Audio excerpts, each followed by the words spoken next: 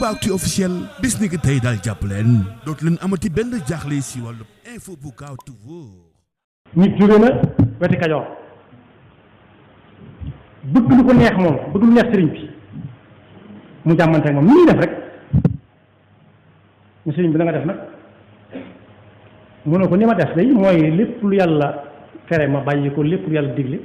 man nay tax lu sama yoon nekkul ma maandu ca laa ne xanaa bu amoon am xel dana xam ne kii kat bokkut ak kam bàyyi woon biit ca ngoor na nga def rek maa ngi fi suñu jamono mooy tontoom ndeke di tontoom ana sa waa kër mu ne ko sama waa kër ngay laaj jote woon ñoom dara ba leen laaj laa taqrabu zina innahu kaana fahishatan wa saa sabila ndekete ana waa kër gi di laaj par kenn du aw yoon mbaa yaa ngi ci jàmm mu ne ko xam nga luy nekk ci jàmm mu ne ko déedéet mu ne ko sax ci ndigal bàyyi tere ku ko def yaa ngi ci jàmm ak xabar li mën a fàttaliku ci moom Ceerno du nuyu na la mu ne ko man ci mu ne ko sëñ Ibra Faati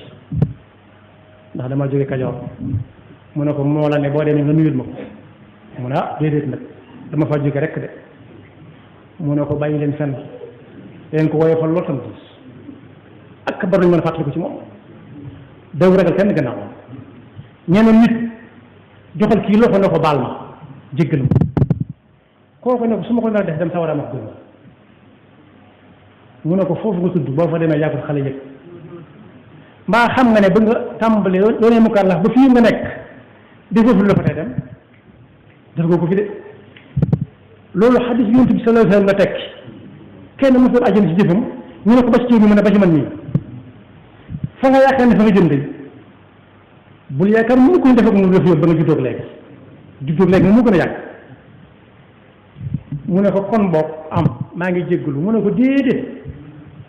demal ba sa xol attan ko la ikraha fi diin